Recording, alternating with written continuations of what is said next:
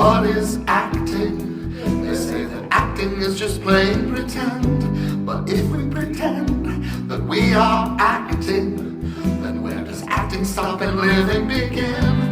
Acting is real, but so is faking. And there are fakings that seem awfully nice.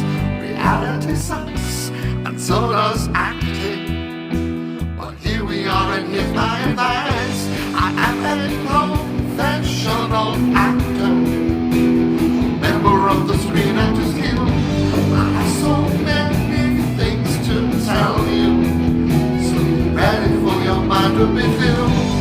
Acting is life, and life is a joke. You can't have a fire without having smoke. This is a class, and I am your teacher, so tell me, what do I need to do to reach you?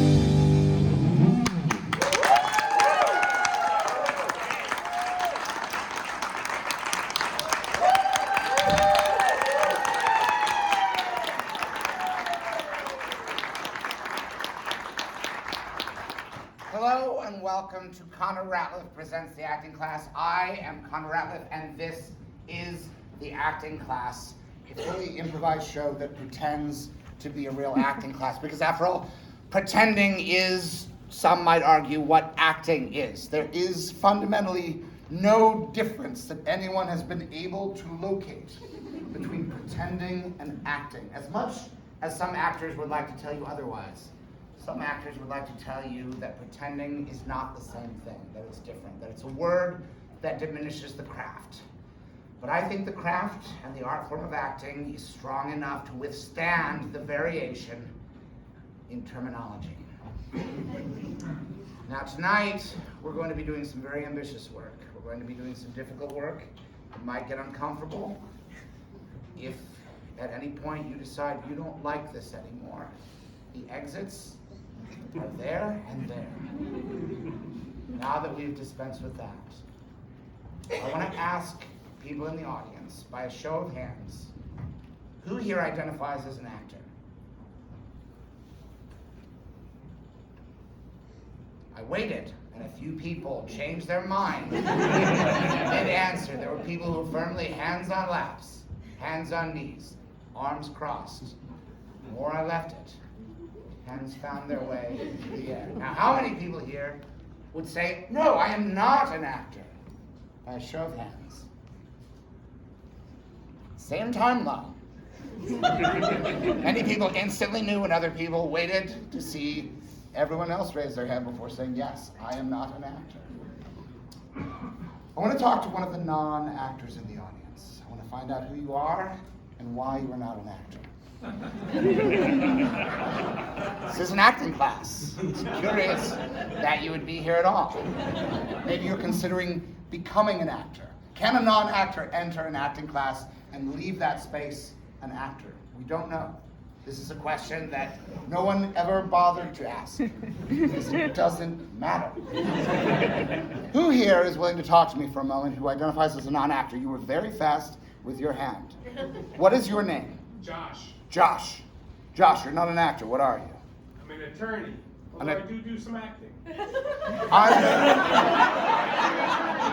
don't identify as an actor. I'm an attorney, but I do some acting. I don't identify as an actor. You don't make your money from acting. You make your money from being an attorney, a lawyer. Yes. You, of course, remember what Shakespeare said about lawyers. First we kill all the lawyers. That's right. The greatest playwright by some measures. And that was the joke he made about your chosen profession. How do you... I consider it a compliment. Of course you do. You're a lawyer. What kind of law do you practice? Do you do I'm a trial lawyer. Trial lawyer, so you are an actor. You're a smart actor because you went where the jobs are. I've done jury duty. I know what people do in those courtrooms, and they are all actors. Absolutely. Every lawyer. I wasn't even on the jury, but they made everyone who was a potential juror sit in the courtroom and watch as they went through potential jury after potential jury.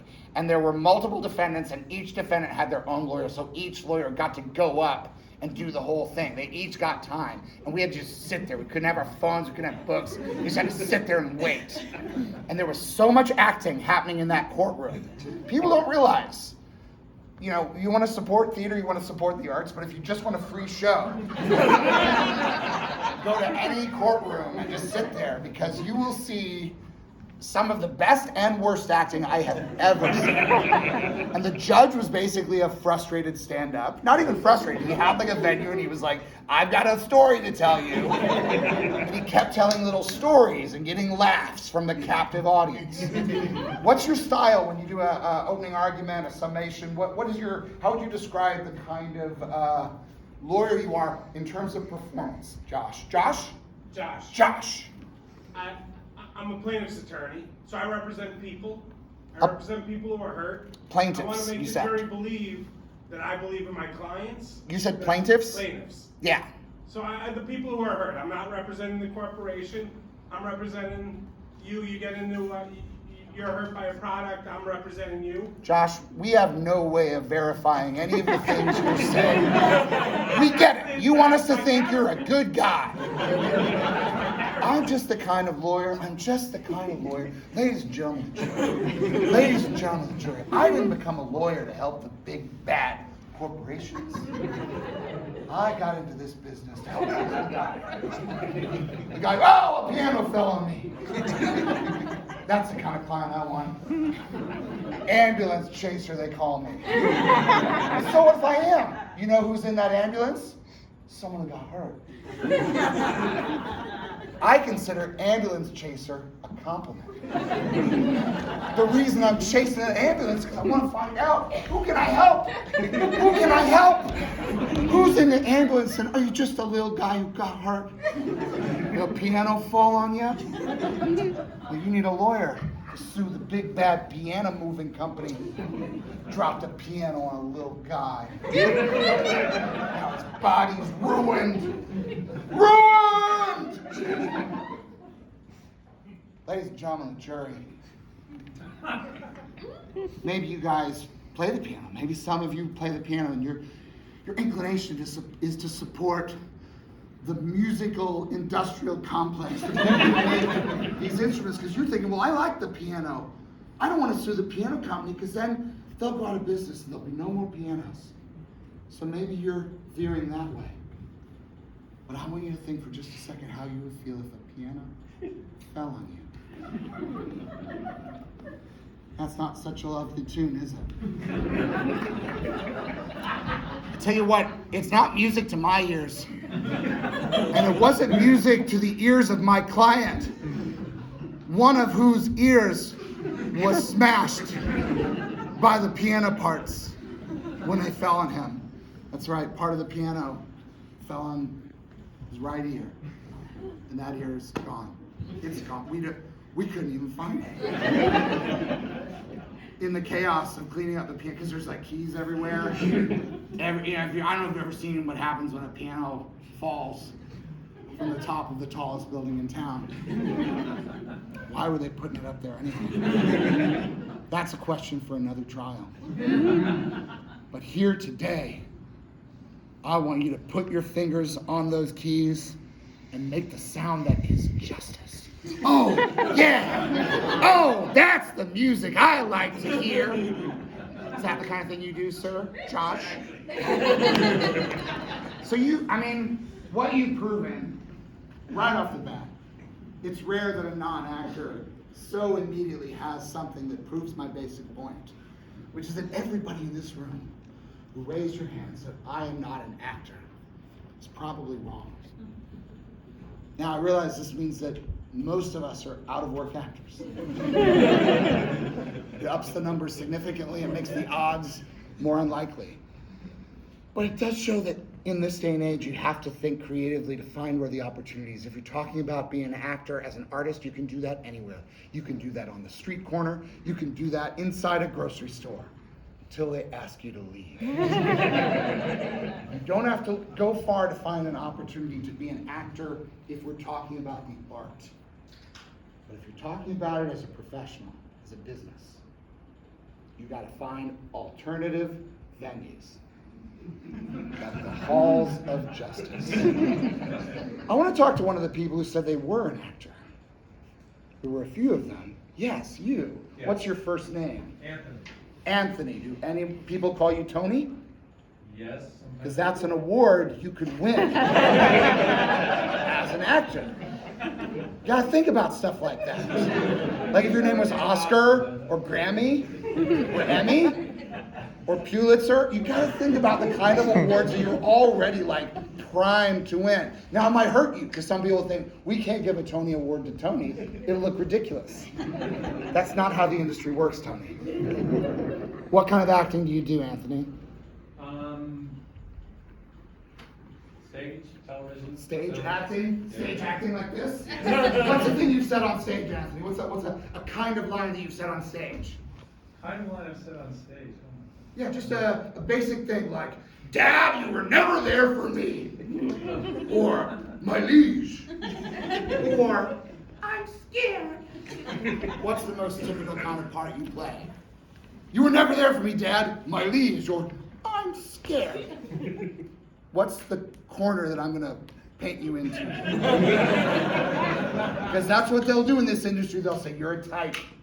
You're the I'm scared guy, you're the my liege guy, you're the Dad, you were never there for me guy. Foreigners. I do a lot of foreigners. You do a lot of foreigners.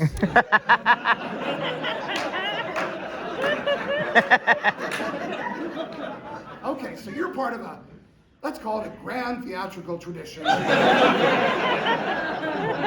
Dating back to the many decades before either of us were alive, right? What nationalities do you play a lot of, Anthony? And please, in your own accent. French. French, that one's okay. That one's okay. Smart. Now we're seeing, because obviously you do Italian, right? Is that a bad assumption? I'm not Italian. You are Italian. See, Yeah. Like, do you play Italian guys? I have played Italian. Yeah. How do you do it? Well, this was View from the Bridge, so. Oh, hey, yeah. I'm on the bridge. But he was Oh, pretty good.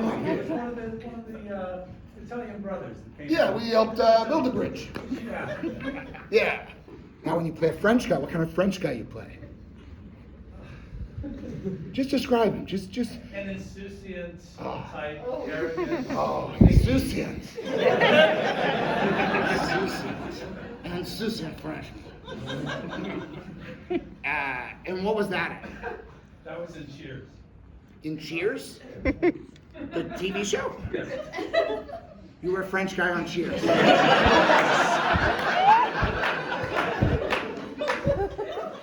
Anthony. Can't sneak up on me. I was approaching you with a level of condescension that you didn't deserve. So you have, all right, for those of you, not everyone here is old enough to know that this is significant. I'm going to try to, I know we got some young people here today who might understand this. For those of you who have watched Frasier 2.0 on Paramount Plus,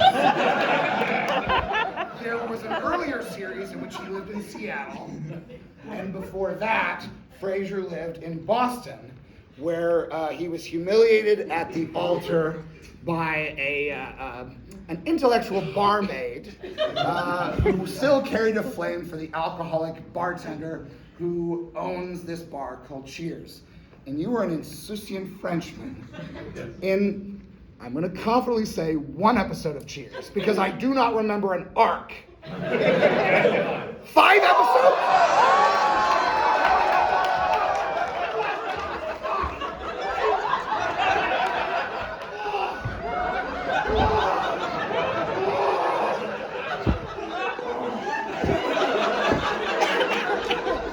Fuck me!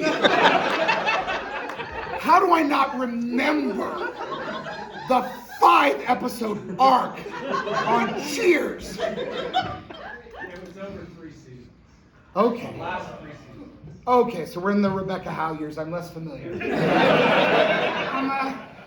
I'm a Sam and Diane guy. I like those first 5 seasons. I watched them all. But I never revisited the Rebecca Howe seasons in total. What was the name of your insouciant Frenchman, Anthony? Henri. We're all going to be streaming this tonight. And when you were cast in this role, this is, I have to say, Anthony, the most exciting conversation I've ever had with another human being. You auditioned for this French part. Had you auditioned for Cheers prior to this? No. No. And I'm actually want to support what you said about pretending, because I pretended to be French. You tricked the makers of Cheers. For the audition, because it was the last minute and I was afraid that if they didn't have a real Frenchman, Yes. that they weren't going to cast me. Yes. Well, your deception is already driving away of the class. If I have to lie in order to tell the kind of artistic truth that an actor needs to tell, I want no more of this class. So you tricked, was it the Burroughs brothers? Who was it? The casting director? You tricked them, you came in and said, hello, For the whole first episode, I was afraid to let them know that I was not American French. and not French. When did they find out that you weren't French? When they asked me back, so it's like maybe the second episode or third. I can't remember. Was this in a different season from your first episode? Yes, it was. as a matter of fact. Do you remember, did they say anything when you were like, hi, I'm Anthony, I'm not French? Do you remember, was there ever like a moment where they're like, hold on, we thought you were really French? Yes, I had to say, listen, I just can't. Were they impressed or were they angry? Obviously they weren't that angry. They brought you back 4 more times. They were all right? Were they at all disappointed? Kind of like, ah, shit. You didn't need No, I fools. don't think so. It's just because it was, look, it was in the middle of their show, so Yeah. they They had other things to focus So I on. just didn't want them to have to worry Right. or somebody was just faking. Yeah. Anthony, I want to congratulate you on being part of television history, on providing an instructive lesson for all the aspiring actors here. You have to do what you have to do, whether it's be a lawyer for the biggest and worst corporation in the world. Never tell anyone, always act like it's for the little guy. Or for a prestige network. I mean, we only have a few more years of the network's existence anyway. But in this time, do not be afraid to lie to them about who you are, so that you can then pretend to be someone that they want you to pretend to be. You were playing 3-dimensional chess with them. You tricked the makers of one of the greatest television sitcoms of all time, and you benefited from it. You were rewarded for your deception 4 more times. We will be making a playlist and posting it online so that people can visit Henri's journey. I normally do not allow applause during the class, but I cannot deny.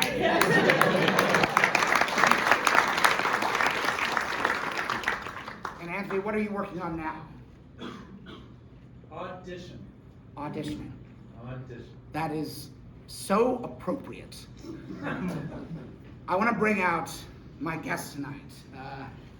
He has joined me in the class before. He is a peer, a contemporary. He is a professional actor, beloved by the podcasting world, and recently was featured in front of essentially all of Hollywood. His work was seen by the best and the brightest, the biggest stars. They all sat in a room eating, sipping champagne, chain smoking, some of them. And they were entertained, they were captivated, they laughed, and then they stopped laughing when it ended. His name is known to all of you. He is Griffin Newman.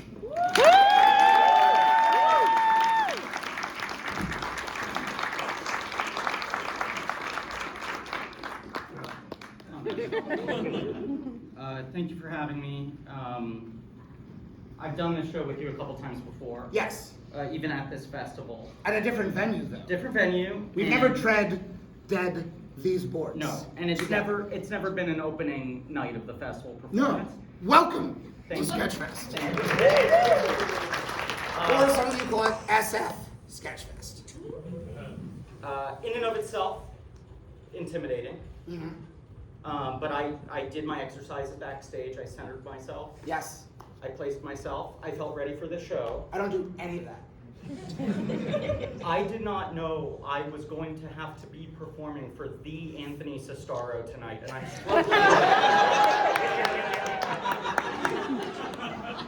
because I would say the 5-episode arc that Henri had on Cheers, starting with Woody Interruptus, of course, has been so centering in my pursuit of this work. Yes. And that's if you just limit this artist to Henri. Yes. That's disregarding him, of course, playing Joel Rifkin in The Masseuse, the famous Seinfeld episode.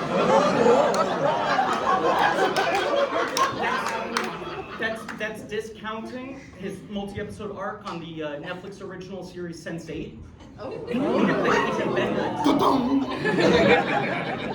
And you were trying to educate this younger audience, this very hip young audience. They might not understand the place that Cheers held in TV history.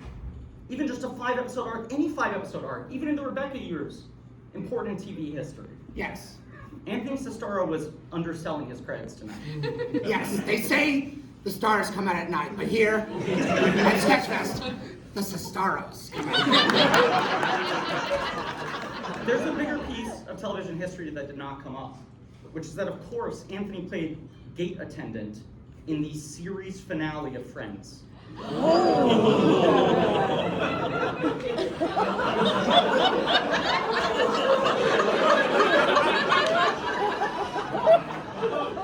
I, at your request, come out on this stage to try to aid you in helping to teach this audience something about acting. But there is one audience member who we fundamentally cannot teach a single thing. We have to accept this and we have to address this. Yes. In how we approach the whole evening. And I would like to offer this as a possibility. Perhaps it's not my role to declare it, but I think tonight is officially the beginning of the Sestaraissance. I agree.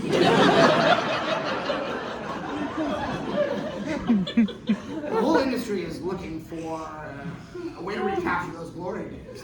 They can't wait to find that next Friends. Well, I mean, Woody Interruptus won Jimmy Burrows both the DGA and the Emmy for Best Directing of a Comedy. that's right. When it came time to end Friends, they said, we need a closer. How do we end this? Who do we need minding the pearly gates into Yes. TV history? TV heaven. Sestaro! That's right. Sestaro. Sestaro! Anthony Sestaro. Anthony Sestaro. Henri! Henri! I'm but an insouciant Frenchman.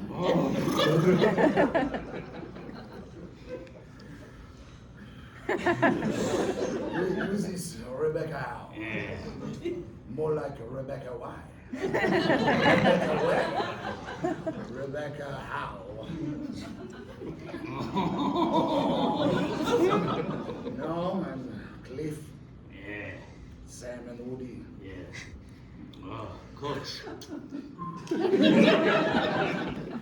I never met him. Oh! I never met Coach. I never met Diane. Oh, Diane! Oh, No.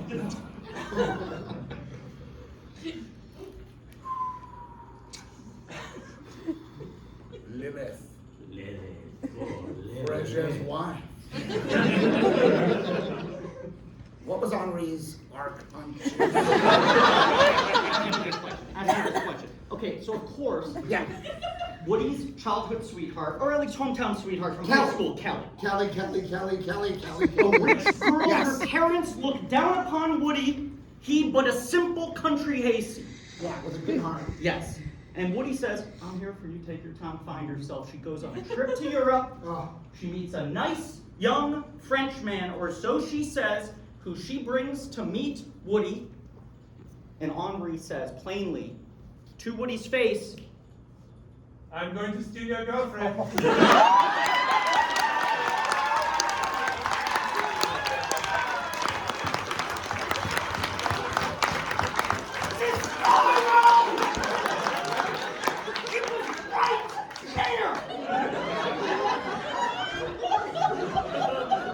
I am Jasper.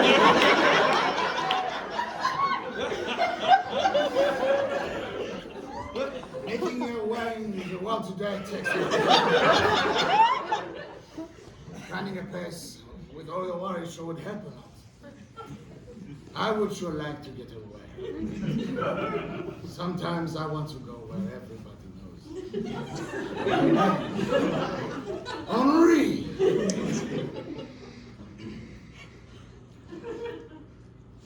You are Henri too. Mais oui, je suis Henri. We are not in Boston. No, We are in my mind. Yes, We are two sides of the same coin. yes, yes. I don't know if I am the good Henri or the bad. I'll tell you which one I am. How will I know you are telling me the truth? If you are a bad Henri, you might say I'm the good one. To lie to me, to trick me. And how worried are you about that being the case? Not too worried, maybe I'm the bad Henri. Sounds like some bad Henri shit to me. I'm going to take Woody's girlfriend. If it takes me years to do it. Yeah, no, I believe you will. But there's an issue you are not considering. What is that, Henri? When you take Woody's girlfriend, and she becomes your girlfriend, I will take your You are bad Henri. No. No, you are good Henri. You want to rescue. Yeah. You are not worthy of Woody's girlfriend. Well, if you do that, Yeah. then I will leave Boston. And I will find a different Woody, maybe a tiny cowboy toy. I will take his girlfriend. Or me. One way or the other, I will take Woody's girlfriend. You'll feel really secure in that little boy's room, won't you? But what if one day I land on that little boy's bed? Oh, I am no tiny cowboy. I am a spaceman. No. Yes. I will not fight Buzz Lightyear. Please. No. Yes. I will not. I will not. I will become Andy's favorite toy. No! Yes. No! Yes. Henri is Woody's favorite toy. For how long? The reality in which we live is confusing. We are all but little toys, constantly facing off. Sometimes we are the Woody, sometimes we rival the Woody. Andy owns Woody. Yes. For how long? Oh, What happens something sad. when you get What happens when that voice box dies out? Why don't you ask Wheezy the Penguin? Up on the shelf where you shall be someday! It's dusty up there. Yes, it is! You better get used to the dust. You better learn to love the dust. You know why? Why? Because that's the only way out. Look at me, Woody. Wait, I'm Woody. Oh, there's a snake in my boot.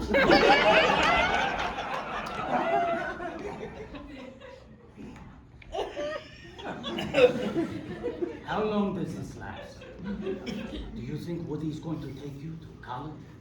No, it's unlikely. It is. You would have to come up with some sort of crazy scheme to find a new role in this. I miss Boston. Boston is gone. What? The years have passed. Oh, no. Sam made Dave Malone. I sold that bar. And Fraser, he moved to a different major American city. He'll be back. Oh, really? He will return to Boston, but it will not be the same. Yes. He will return to Boston thinking he can reunite with the old crew, the old routines, but Cheers is gone. Yeah, but his son lives in Boston. Yes, but his son is going to look a little different than you were imagining. It's not just the years, it's kind of an entire change of personality, comedic game and look. Proving you... Ah! A piano!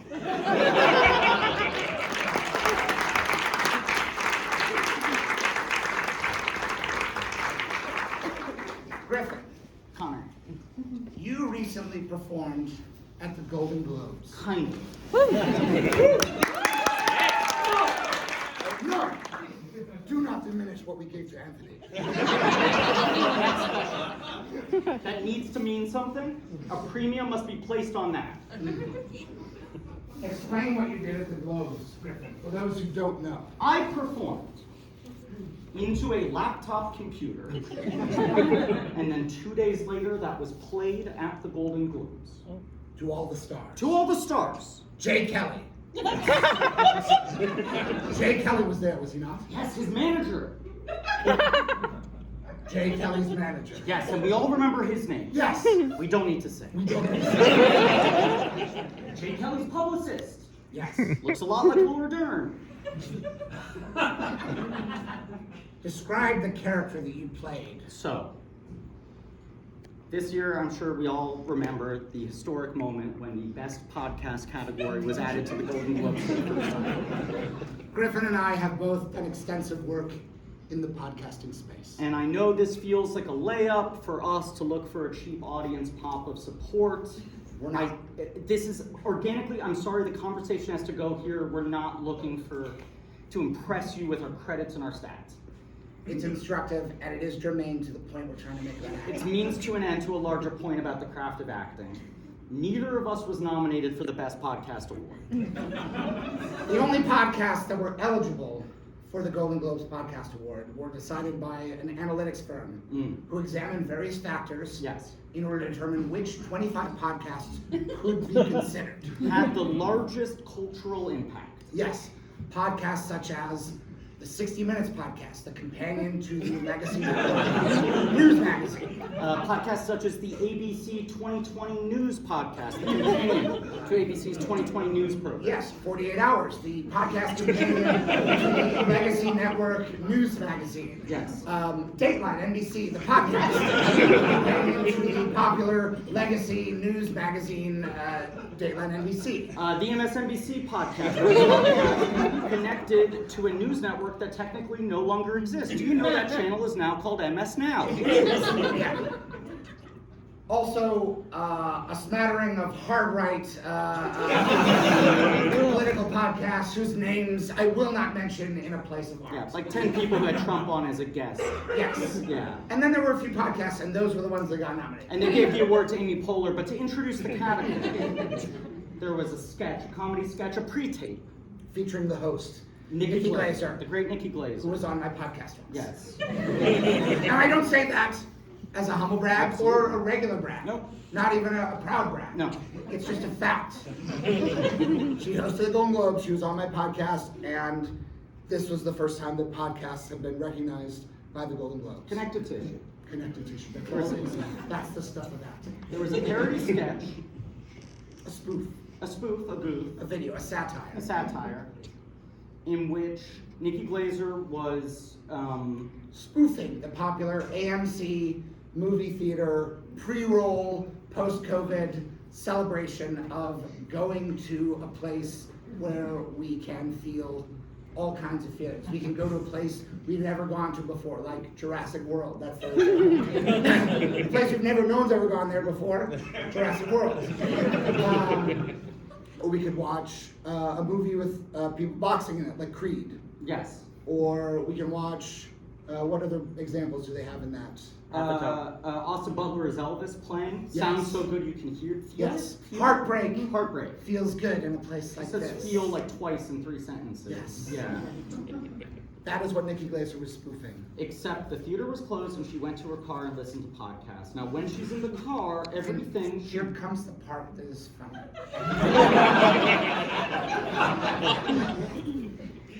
everything she watches in the car is a real clip from one of the podcasts that was on that 25 shortlist. Yes. They wanted a bit in which there was an ad read on a podcast that was so annoying and went on so long that she had to press the skip button multiple times. Yes. And I received a message from the director of said sketch. Is this a director you've worked with before? Not physically. How do they know you? How do they know your work? Socially. Socially. Hey, Hello.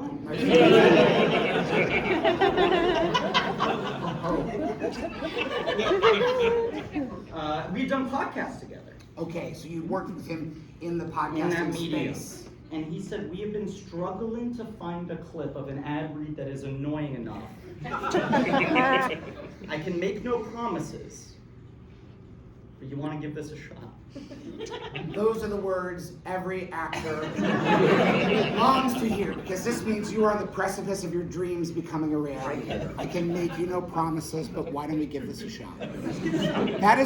That's the journey that we're all ultimately on, is waiting until someone says those words to us. I can make you no promises, but why don't we give this a shot? And that's 2026. 2026 makes us no promises. If there ever was a time in which promises were made, we are past it. This is where we live. If we are an actor, if we are a non-actor, we live in the era in which there are no promises that can be made. But why don't we give this a shot? And so you recorded into your laptop? I received this email. My direction would be, do it like you would legitimately do it.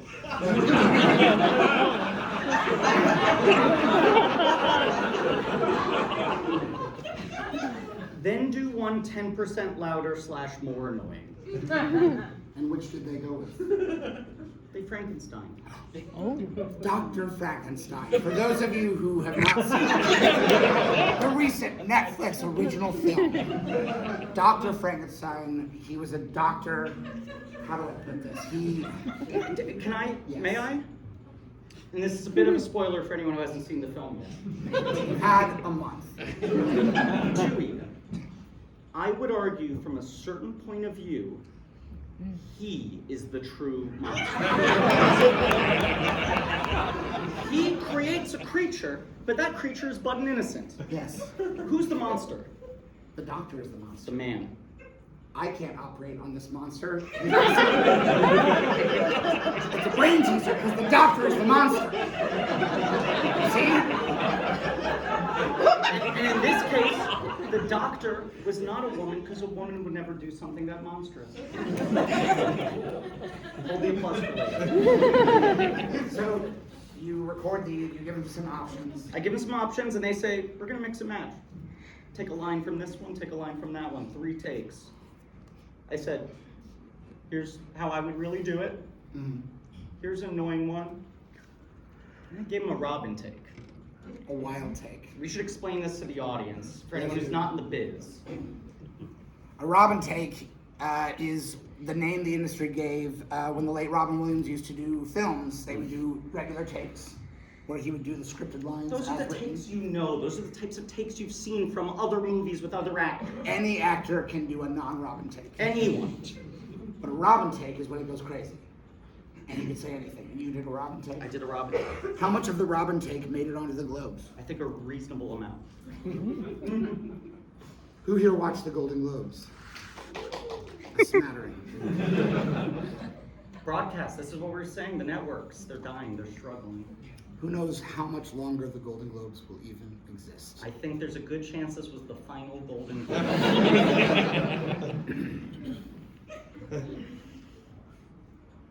Griffin, you recently made a feature film. Oh, I'm gonna put the script away. I thought I was gonna do a reading of it. No.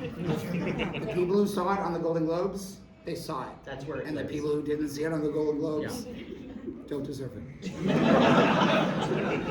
You can seek it out. It is available. It is clipped It is. online. Everyone, if they wanted to, right now, they could take their phones out and watch it. Don't. This is an academic setting.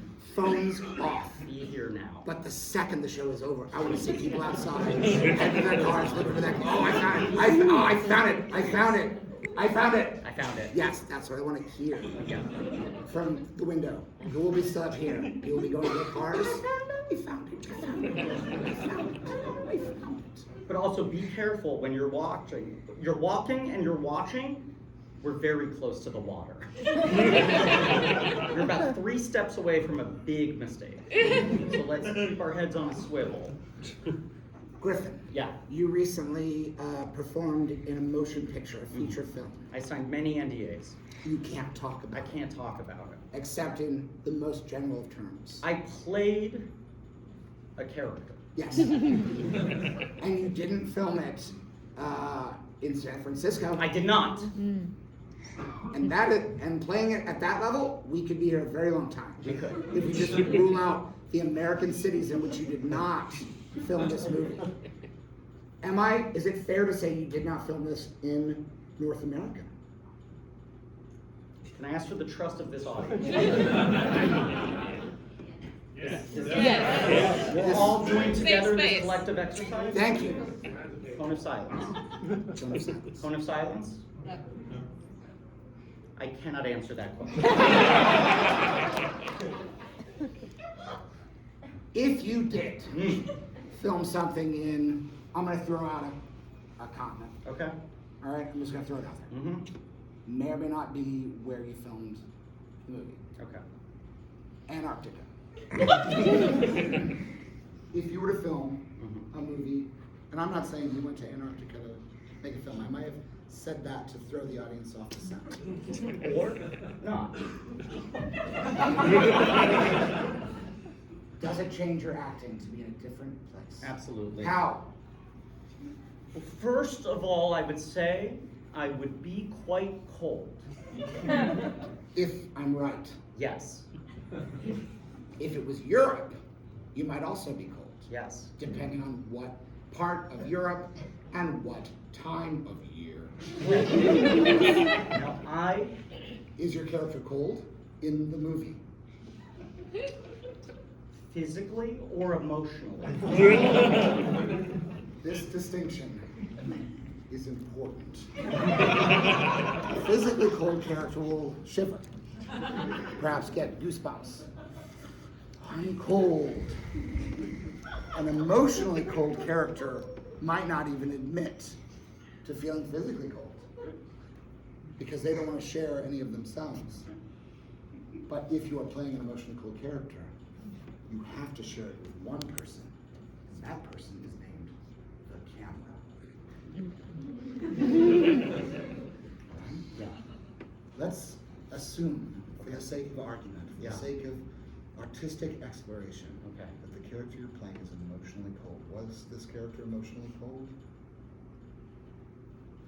I cannot say. Break your NDA. Break your NDA. Break your NDA. Was the character emotionally cold? All right? There are things that are more important than what a lawyer will do to you. Was your character emotionally cold? A little bit. All right. Okay. See, that wasn't so hard, and we'll never guess the movie based on that. Every time I've tried to keep something private, I think I can tease a little bit out into the world. Yeah. There's always one super sleuth who figures it out. Might be one in this room right now. I'm looking around to see if there are any super sleuths who can figure it out just based on that. There's probably one person in the world. And I don't know who they are, and it could be a different person every time. I hope they're not in this room. I hope they're not in this room. I hope they're not in this room. But I have found from experience that Yeah. even what we have said so far is enough for one super sleuth to figure out not only what character you played, but in what film. A little bit emotionally cold. Tell me a little bit about your process in approaching this role for a feature film. Without breaking your NDA. Yeah. Without revealing too much. Yeah. Just tell me what you feel you can tell me. Tell me any of the secrets that you created for this character that are not a part of the narrative of the film. Absolutely. I was asked to take a photo. A photograph.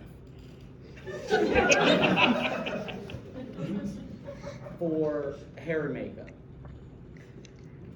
So they could get a sense of what I looked like at that moment, Before filming, before filming. pre-production, Pre-production. asked to take a photograph, a selfie, Can we get a current selfie to see what you look like, right now? to see if it's right. Absolutely. Or if you need to change something, or if we need to change something. Absolutely. How long is your hair? Do you have a mustache? At that moment, probably had about this much facial hair. Okay, and how much head hair? I Scalp? think about this much. All right, so you look like this. Take the hat off. Great. Yeah. So that was the photo. The photo was you briefly taking the hat off. Photo, put back And I on. rustled my hair. Yes. Yeah. Yes, like a modern day Beetle Bailey. You Yeah. will not remove the hat from your hair. I Yeah. apologize to the young people who are This was a I'm a very 50-year-old man. I will throw out a Beetle Bailey reference without thinking. It doesn't mean that I don't think about the youth of America, the youth of the world. You don't know what a syndicated comic strip is. You don't know who Walker is. You have no idea. If General Half-Track himself walked in here, you would be like, who are these cartoon characters? Are they SpongeBob's friends?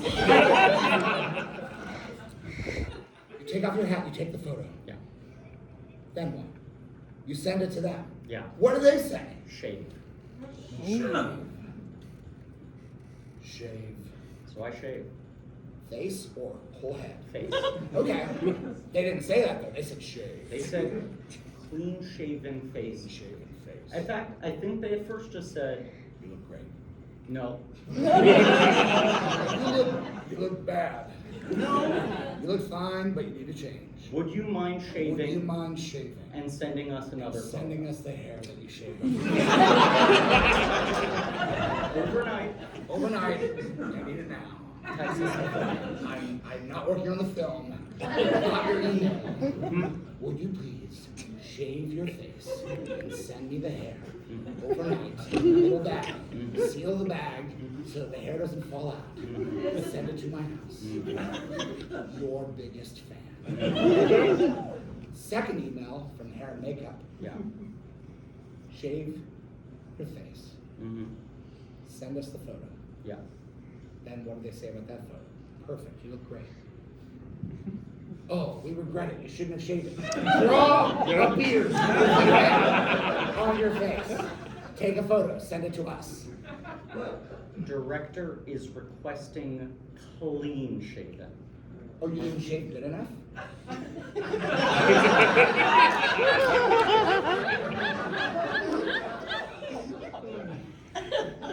Hi, Griffin. I'm the director on the film. Oh, hi. So We've met, Yes. or haven't we? It was more. I'm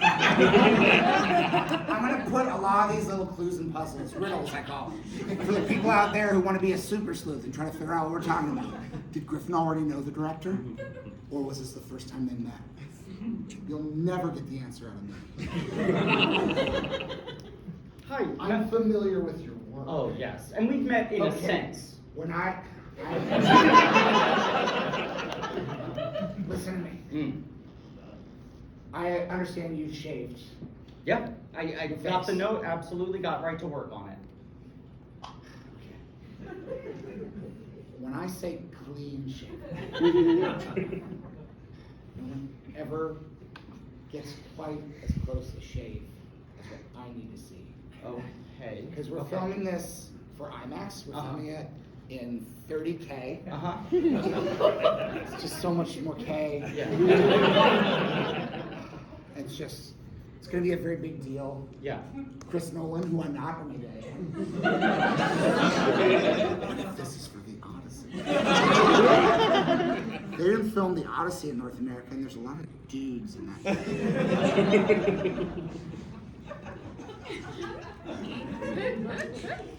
You know, back in ancient times, they would shave with a blade that was so sharp that if you threw a hair at it, the hair would divide not into 2 pieces, but into 100.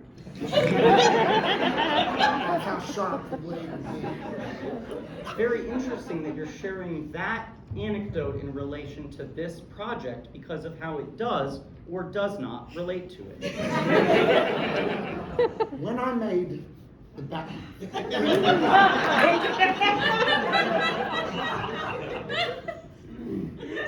now you're thinking, oh, it's definitely the Odyssey. It's definitely Chris Nolan, because he made the Batman films. But then you're like, oh, no. What the HBO Max is he talking about? There's other Batman films. A lot of Batman films. Could be Tim Burton, could be Matt Reeves, you don't know. You don't know which Batman films. And it might not be a person who, and I say person even though it's always men.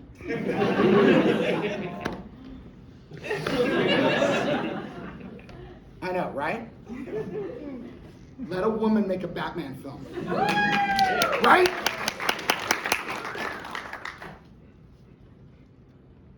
When I made the Batman film,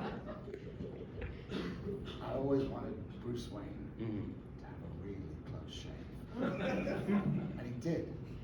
With the Joker and the Penguin. Always a close shave. But for you, you're going to be the one guy in the Odyssey. You're going to be the one guy in the Odyssey who has a really clean shave. Because he shaves with one of those ancient blades. It's so much fun. I know you've done your best. Yeah, I try. I just, my facial hair comes in very curly, and there's an issue with ingrown sometimes, so the more I cover the... Would you mind if I shaved you now? An ancient blade. It's from actual ancient times. Would you mind?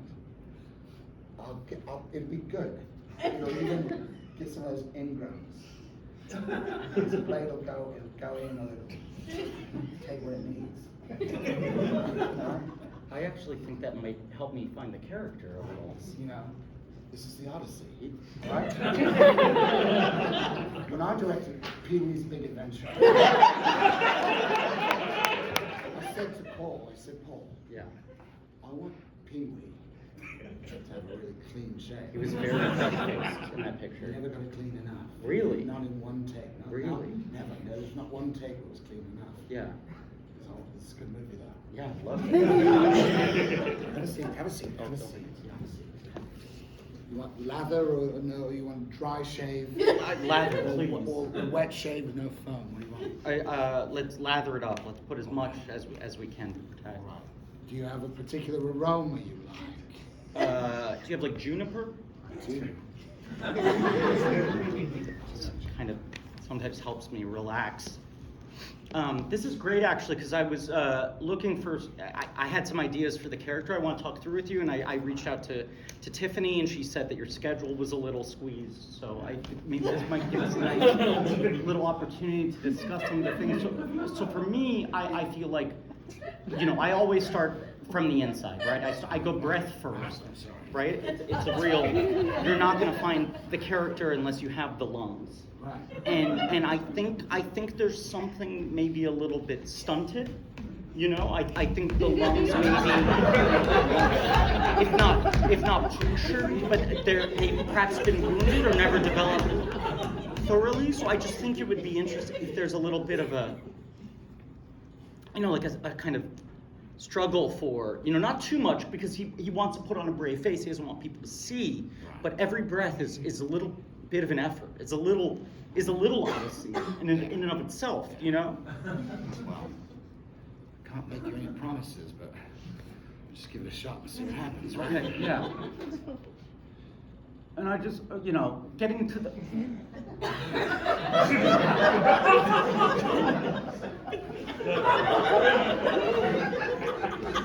I said this is a period accurate blade?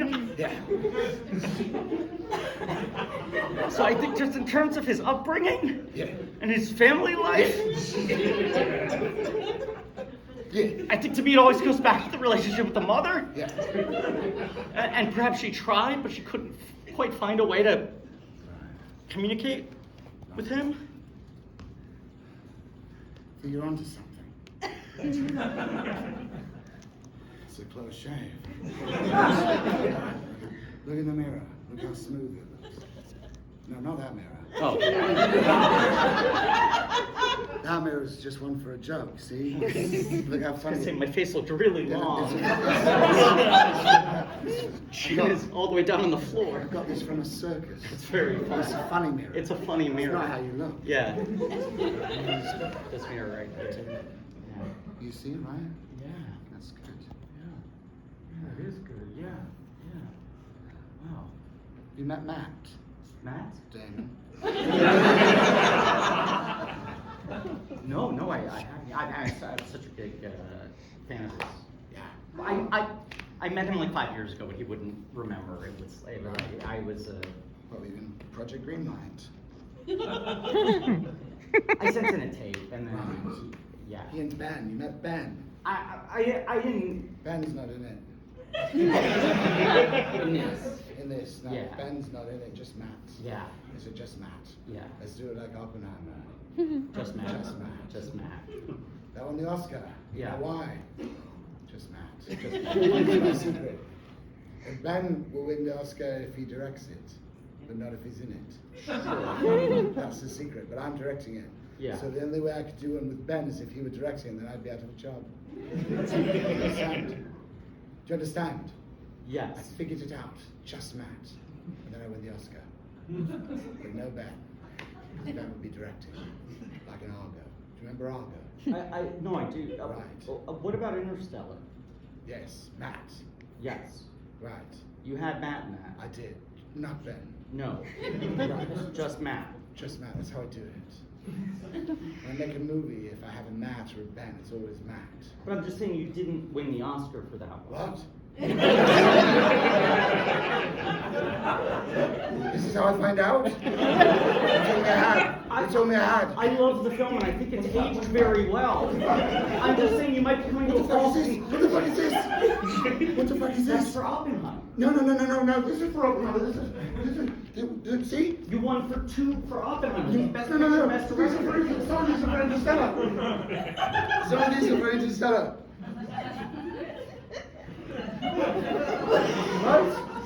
Right?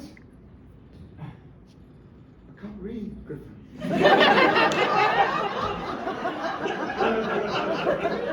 can't read. And I have bad attention span, so when I'm at the Oscars, I never know what's winning or what's not. It's not for Interstellar. It's for Oppenheimer. You think it was a mistake to make the Odyssey in Antarctica? Some movies are. The IMAX cameras keep freezing up, Griffin. I feel like such a bleeding idiot. No, look, 50% of the time that you've done a movie with just Matt, it has won. Not Ben. No Ben. Never Ben. Never Ben. In that sense, the track record's clear. Right. You see me in a vulnerable moment, Griffin. You see me in a vulnerable moment. I don't let a lot of people see this. This is the softer side of Christopher Nolan. It's funny when you said you're seeing me in a, tried to say in a vulnerable moment, but for a second at first you said in a Voldemort moment.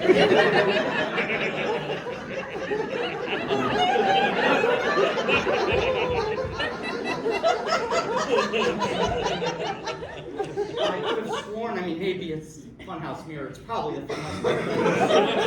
But for a second when you said Voldemort Mirror, it's almost as if your nose disappeared.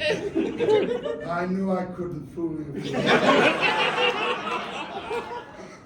There is no movie. What about the NDAs I sent? Those were just pieces of paper with words. You didn't read them, did you? You got your lawyer to read them for you. Josh, was it? He was easy enough to fool. There is a Christopher Nolan movie filming. It's done. You're not part of it. They wrapped. They wrapped. But maybe they're going to do pickups, additional shooting? Even if they do, it won't be with you, Griffin. I've been aimless these last few years, looking for my next Potter. Then I saw you when I was on my podcast You listen? Yeah, everybody listens to podcasts now. I watch them now. I like it since they pivoted to video. I, the most evil being there is, love the pivot to video. I mean, we've been trying to stay audio only. We feel like if we wanted to do a non-union talk show, that's Yes, what we but would have done in the first place. there is a visual component to your podcast in my app. What do you mean? I was subscribing to all the best podcasts. 48 hours. 60 minutes. 2020. Yeah, we all know the best podcast!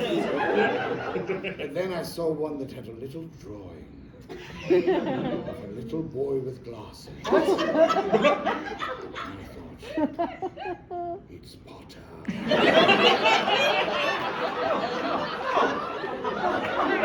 No, Griffin, you said it yourself, Griffin! I don't think there is a Griffin. I think there's a Newman. And his name is Potter.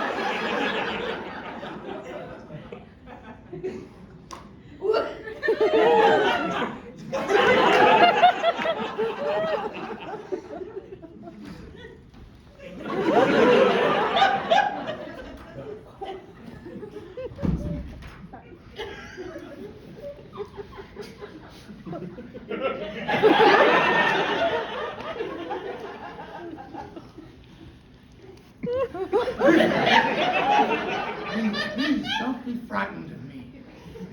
Why don't you like me? I know I'm not too. I know I told you there was a movie. Yeah. It's because I'm bad. I did a lot of work on that character. No, you didn't. There was never a character. I thought I found him. I mean, there wasn't a lot on the page, but I thought I found him. No, you never came close to finding him. You're a podcaster, not an actor. I used to primarily act, and then, it's kind of the traditional models collapse. Podcasting feels like a safer career option. Sounds like you're drifting farther and farther away from the craft of acting. Well, in a way, isn't everything a performance? I mean, obviously, podcast under my own name, but I'm kind of playing myself in quotes. It's a character. The second you get on a microphone, you become, a different version of yourself. Casual podcast listener, Exactly. this distinction is irrelevant. You're just a guy on a mic with another guy on a mic. No character, no acting. We might as well be in a court of law. There's something you haven't considered, Voldemort. Perhaps I have been acting this entire time. No, say more. Pretending not to be the boy who lived. Oh, what? You'd be surprised how easy it is to disappear in the crowd. Even for a legend. All it takes is turning the camera off and getting behind a microphone, refusing to ever pivot to video. Have you bested me? Is that what's happening? I'm not afraid of you, Voldemort. Why not? I'll kill you. I'll kill your parents, I'll kill everybody. You already killed my parents. You can't kill them twice. So you are Harry Potter! Oh. A lot of people have dead parents.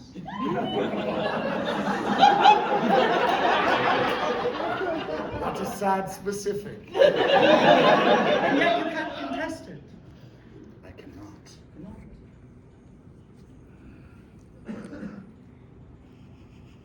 We're not so different, you and I. How so? We both get sad. It's tough being bad. Tough being good. It's just tough being, isn't it? It's just tough to be alive. And yet we must be, mustn't we? Why? I don't know. How fascinating. How fascinating to think of such a thing. I wonder sometimes when I stare in the mirror, why do I keep going? Would it not be easier to just give in, surrender? Great question.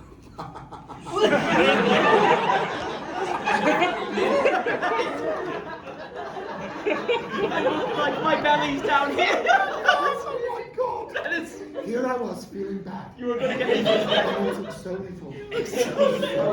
So little. Oh, Oh, I needed that. really big forehead. I do like your podcast, Oh, thank you. but I miss the days when you would show up on TV. I hope you do make a movie. I go to the theater to see it, assuming it's not a streaming. Is that streaming? Or watch it at home. On my TV on my apps. Maybe eventually, or maybe on opening day, or never. Depending on whether or not there's a distributor in place. Unless, of course, it was a studio picture this whole time. Sometimes they'll make a streaming Yes. and then decide to put it out in theaters. Kick it up to theater. That's nice. A Mean Girls. Oh, the musical. Yes.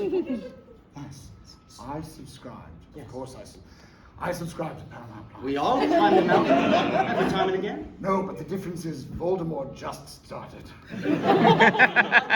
I like it now. I'm a CBS guy now. Really? Prime time, the scripted shows? Yes. Bury me when I'm dead? No. Barry Weiss when CBS News is dead. Quite clever. Yes, I'm working on it. The shape of it. Yes, it's almost there. Yeah. Can I give you a note? Yes. I feel like you lost confidence in it halfway through. I did. I sometimes make myself vulnerable to I'm like that. I'm Christopher Nolan. No longer the epitome of evil. No, Unless you hate my movies. No. Maybe I am. Of course not. I'm such a big fan of yours. When we covered you on my podcast. Oh, wow. Oh. Well, we have wrapped on the Odyssey, so I don't have a part for you. I'm sorry. No, it's fine. But maybe something will. Down the line? Yeah. Yeah. You know, I mean, just if there's something that feels right for me. Have you ever read for me? I'm being real. I'm being Chris Nolan. For real. Yeah. Have you ever read for me? No. Put yourself on tape. The self-tape thing. Don't you feel it's all about this in the room? I like that. Yeah. You're such an analog guy. Well, I can see it. You can? No. It was nice meeting you. Yeah. It's quite a day. Yeah. Food for thought. Yeah. Thanks for the shave. Oh, of course. And do I owe you anything? Whatever you feel.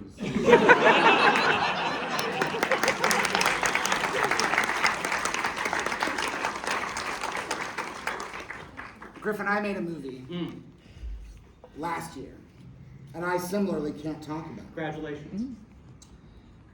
And I don't know what's going to happen with it. It could be a very big deal, or it could be no deal at all. But I don't care. Do you understand? It's the only thing you can control, the work itself.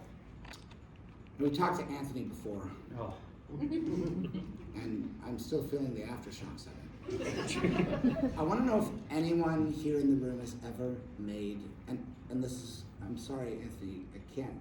We've already taken so much of your time. I have to exclude you from this question, even if it is to the detriment of the answer, potentially. Has anyone in here ever been in a movie of any sort?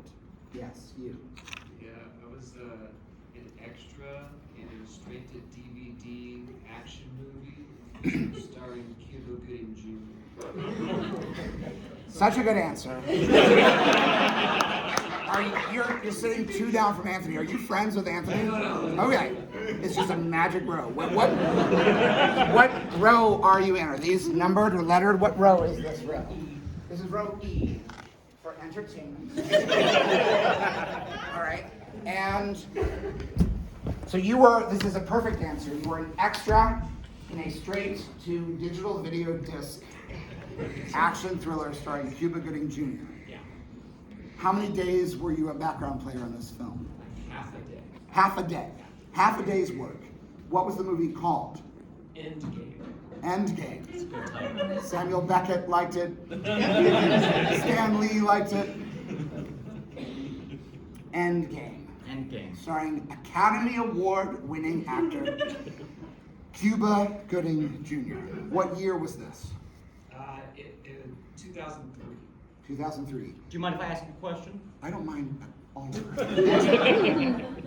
You know what? I only mind if you ask that question. That's the truth. I did kind of mind that you asked that question because you know that this is something that we trust each other, we right? talked And I know you're not about going to it. waste everybody's time with a bad question, except you did. So yes, the answer is yes, but please ask a better question.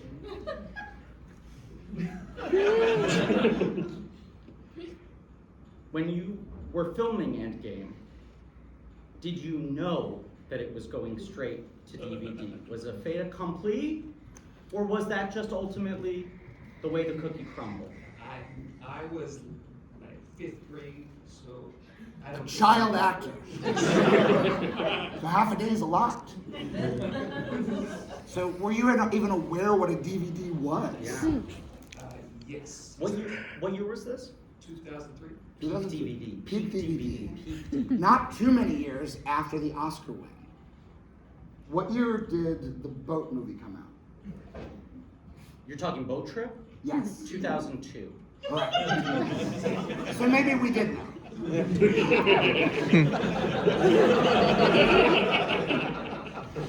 How did you get involved in this? You were a child. Yeah, I guess they needed a group of Boy Scouts to lower the flag to half-mast. Can someone confirm that this is a real movie? Because I just worried that this was a scheme. That someone's like, I want a bunch of boys to lower a flag. Did you see Cuba Gooding Jr. when you were lowering the flag? I think we're second unit. Second unit. Second unit. The specifics of this answer could not be better. Second unit. This sounds like the kind of detail that someone would write in a movie about movies, or like, I was an extra in a second unit half-day shoot on a straight-to-DVD Cuba Gooding Jr. action movie. Now, first off, I was right about Boat Trip 2002. Nailed it. Endgame, it says here, was released in 2006. Maybe I should be shot. So No. It well, might have sat on the shelf. not maybe it might be straight, but a very long line. Just imagine, like, that's a wrap. All right, we finished the movie. It's going straight to DVD right here. All right, here we go. Okay, come on. Here we go. Here we go. 2005, 2006. Oh, there we go. Right to DVD. Right there. Did you watch the movie when it came out on DVD? They did like a special screening in our hometown. Which hometown? Spokane. Washington. Spokane, Washington. How exciting was that to see the film? That was awesome. How vivid were your memories of filming when you saw the film 3 years later? Fine, that was good. What words It was such a weird experience. It's indelible. Tell me about the experience of the day. Where were you? What was, paint us the picture. So we were pitched by like the scoutmaster at the time that it was not a film, that we were volunteering to do like community service hours.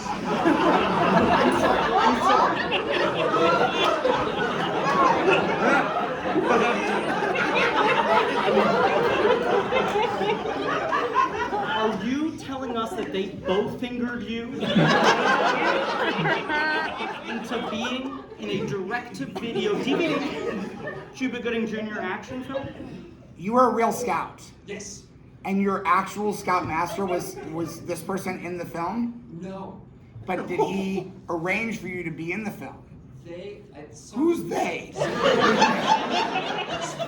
have been mentioned a number of times in the television. Someone involved in the production. Someone. Called the local scout office and Okay. said, hey, can you find us some Boy Scouts for this one visit? Red flag number 1. Someone involved in the movie business.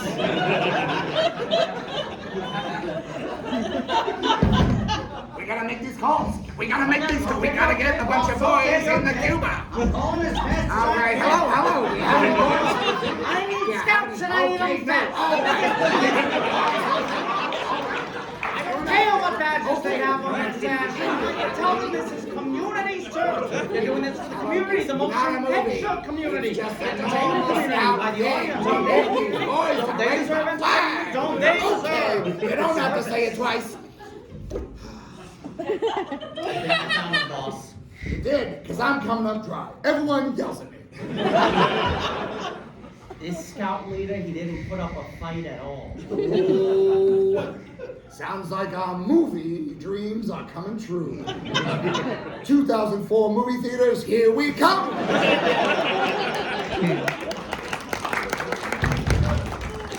So you got involved in what you thought was just A scouting activity, raising a flag in Spokane, Washington. Yeah, we were told like it's gonna be really early, guys. It's gonna be cold, and it's for your volunteer hours. Emotionally cold or? Okay.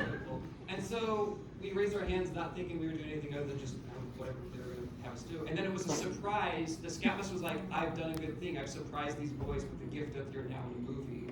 At what point? Hold on. I just want to make sure I never forget the precise number of words that you used to describe.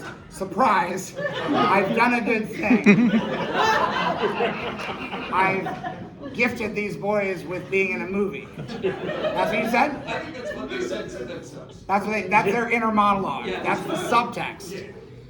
Now you said we raised our hands. How many scouts were there, and did everyone volunteer or just some? There's probably like 30 of us at the meeting, and I think like 6 or 8 of us raised our hands. 30 scouts at a meeting. And the scout met one scoutmaster, or how many adults are in this room? There's a lot of adults in the room, but there's one scoutmaster. All right. What was his name? The scoutmaster? Yeah. Todd, I think. And if you could describe him in one word. Tall. All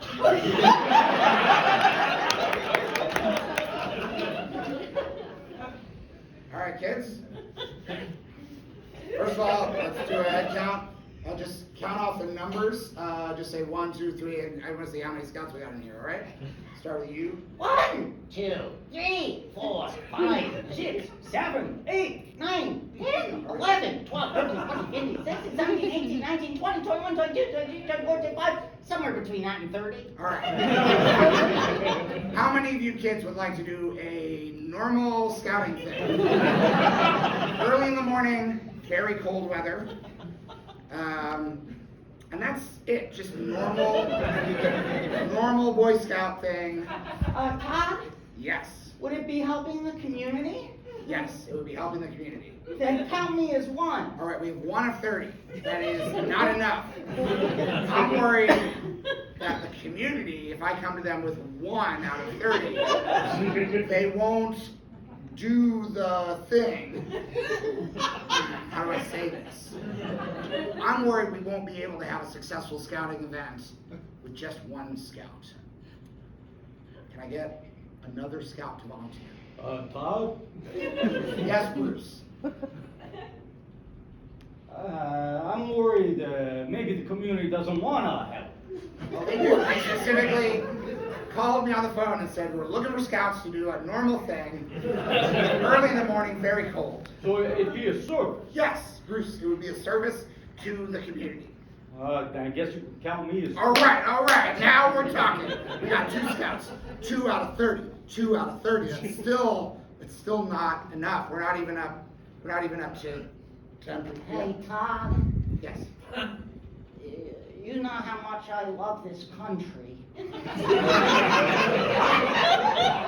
Yes, Reggie. I'm just worried with how vague your description of this event is. I sure would hate if you tricked us into doing something unpatriotic, say lowering a flag. Well, now, I want to push back a little on the premise. Okay? Lowering a flag is sometimes a sign of respect. It's not necessarily, you wouldn't be desecrating the flag. Also, I don't think I mentioned that that was the ordinary thing that we were going to be doing. No, I was just bringing up a But hypothetical that is, of a thing that would. well, I'm guessing, because that is what we'll be lowering a flag. That is incredibly No. odd. But it's not, Richie, it's not unpatriotic to lower a flag. Sometimes we have the flags at half-mast as a sign of respect when someone dies. Have you ever seen that? Has someone died? Yeah, and people die every day. Oh, No, no. Reggie. Death is a part of life. It's Oh, no! You're gonna die, I'm gonna die. What? Your parents are gonna die. Everyone you love will die.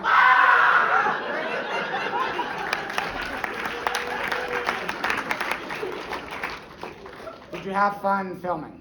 Yeah, it was a good time. You had a good time. And then when you saw the film, did you think it was a good movie? I think perhaps I thought it was a good movie at the time. I mean, Schrodinger's movie, if you thought it was a good movie at the time, it was a good movie. Sure, yes. That's how good movies work. Have you watched it since? Yeah, you can watch the whole thing for free on YouTube. As it is. Without ads? With, I guess. Was it uploaded by the distributor or? I don't think so. Because if it was with ads, it's not really for free. Yeah.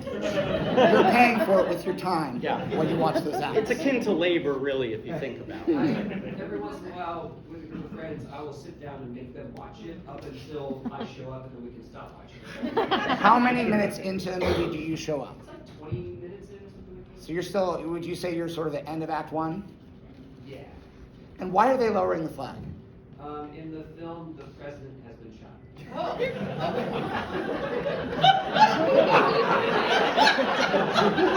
Cuba Gooding Jr. was supposed to protect the president and didn't. Oh. Okay. Why didn't he? Just like, not that that's the most unrelatable thing I've ever heard. Hey, political. Oh no, I'm not in Tenacious D anymore.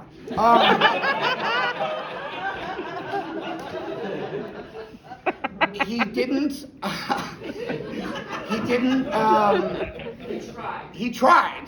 He Okay, he tried. saw a person shooting, He saw a person shooting. He thought, jumped slow motion style. which is, if you're gonna stop it, you want to jump fast motion style. The bullet hits his arm, ricochets into the president. President dies. Oh, so it's his fault, kind of. Like Bad Aim McGee was like, ah, and then he's like, boom. If he hadn't jumped, the president would have lived. Yes. Oh no, God.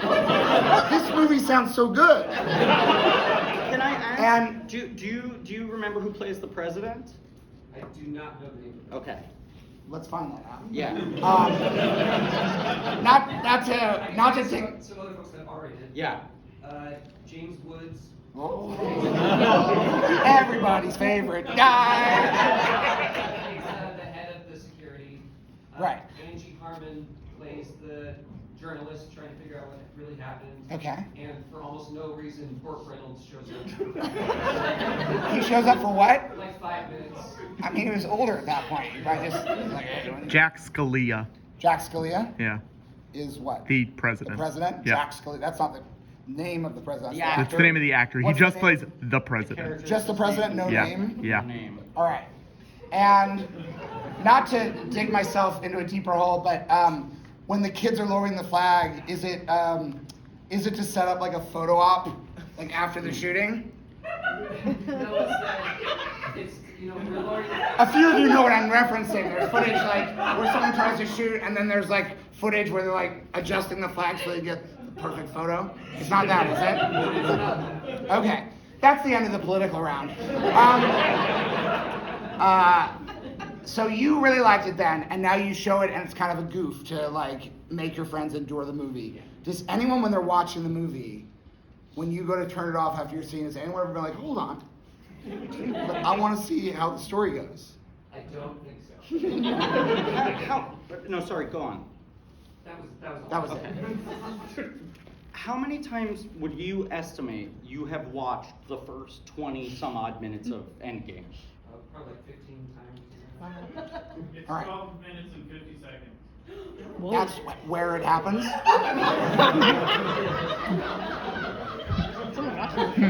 I thought that was Anthony saying it. And I was like, is there anything this guy can't do? Someone at the back, you said it's 12 minutes and 50 seconds in. That's right. Are you looking at the flag lowering now? Found it, yeah. You found it. How's it look to you? Good? Pretty good? You like it? Yeah, there's 6 of them.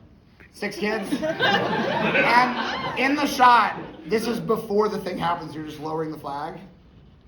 We're lowering the flag to honor. Oh, so it's after the shooting. Yeah, to half-mast. It's half-mast, got it. Okay, so the shooting happens, and then it's like, we're the kids, and we're doing this thing to honor the fallen leader. It was supposed to be, I guess, like a part of a larger montage of the community mourning, and they got to the scouting thing, and they're like, that's enough. Yeah.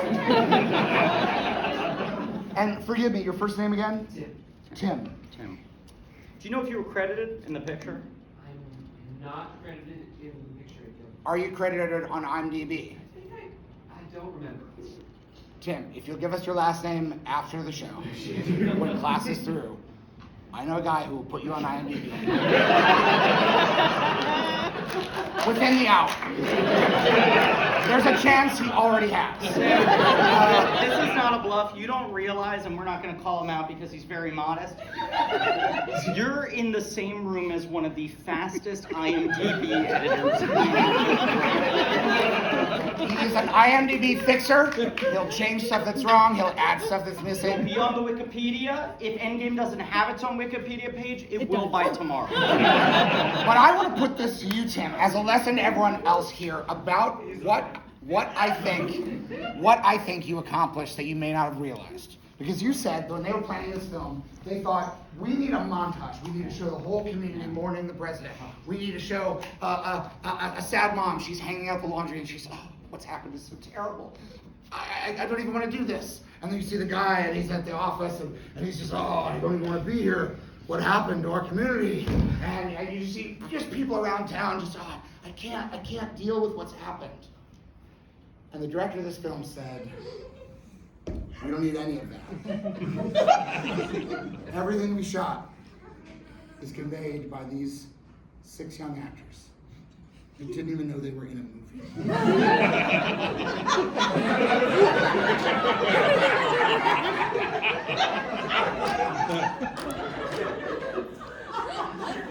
Which begs the question, was it even acting? I posited something at the beginning. Acting was pretending. But what if you trick a person? What if you bow finger a group of children?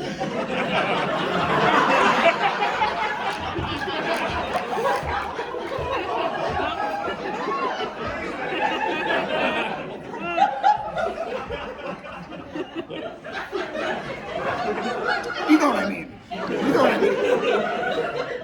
What if you deceive a performer or a group of performers into providing sincerity that is captured on camera, reality, transformed into acting through the artifice of narrative, of storytelling, the context of the other actors around you? You knew it was a movie by the time you lowered the flag, yes? Yes. Clock to the cameras. Was it on the day that you realized they're filming us? As soon as we showed up out of the We're van. lowering the flag. They're filming us. Don't spike the lens. Don't spike the lens. What does that mean? Stay in. What does spike the lens mean? We're kids. What does spike the lens mean? Wall. You don't. What? Now, Where are the other don't break three the walls? fourth wall. Stay in it. That frustration, that fear you're feeling right now. Use it. Gotta lower this flag. Not too low. Just enough. Nest.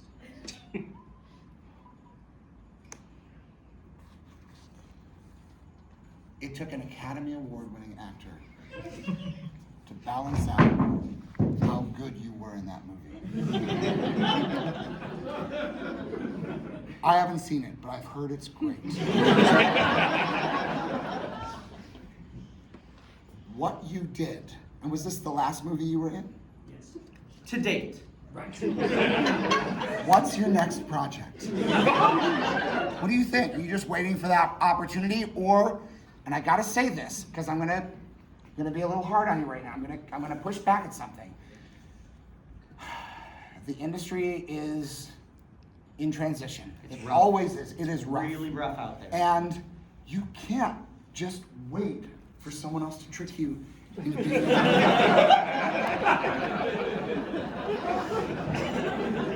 if you take no other lesson from this class, I mean, because that's been decades.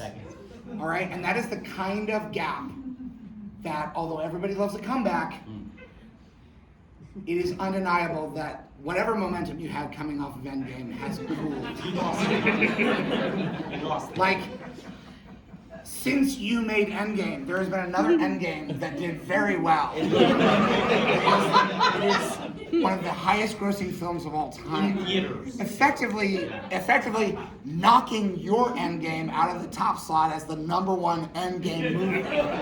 It's now at best the second best. Become a lawyer? Wait, what do you do for a living? I'm a high school English teacher. All right. Thank you for your service. Thank you for your service. That is a form of acting. Because you stand up in front of your students, right? You tell them stuff. Right? It's a form of theater. It's the worst form of theater. Right? Right? But there's something there, right? You feel it, right? Not just here, but here, right? Tim? Yes. All right. I hope that someone tricks you into being another race. I hope that, I mean, I don't really want everyone, I don't want this to be the way the industry shifts, where it's only you being tricked. I don't think it's good as a larger trend, but I think it really has worked for Tim historically. Yeah, everyone's different. Everyone's gonna find their own career path. Yeah. I think that as a business model for the movie industry is unsustainable. In certain ways, it's a bigger threat than AI. In certain ways. But I do want to encourage everyone else here tonight to take from this class whatever you need to find that next thing, whether it is trying a case in a court of law, starring in multiple seasons of the top-rated comedy on television,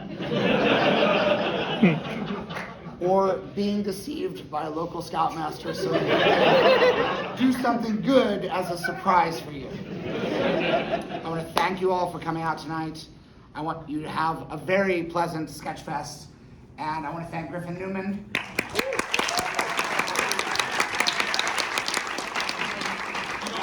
I'd like to thank Anthony for starring.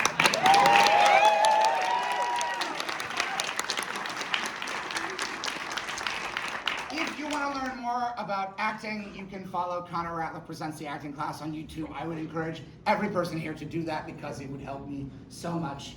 And if you don't, that's fine. It's your life. You need to make your own decisions. And that is what acting is all about, making decisions. Thank you for coming out here tonight. Class dismissed.